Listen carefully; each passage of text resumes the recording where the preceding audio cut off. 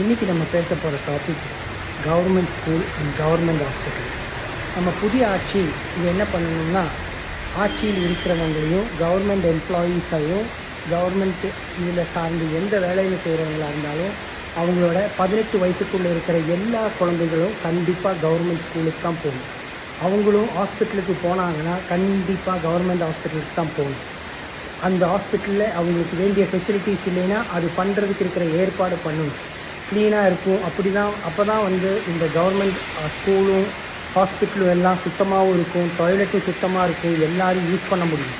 எங்கேயோ கொண்டு போய் டொனேஷன் கொடுக்கறதுக்கு பதிலாக அந்த காசை அவங்க இதுக்கு ஸ்பெண்ட் பண்ணுறதுக்கு கொடுத்தாங்கன்னா வேறு பல குழந்தைகளும் அதனால் பயன்பெறுவாங்க.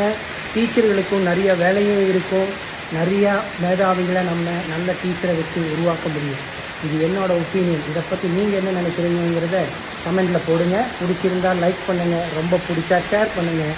இந்த மாதிரி இன்ஃபர்மேஷன் வேணும்னா கண்டிப்பாக ஃபாலோ பண்ணிகிட்டே இருங்க.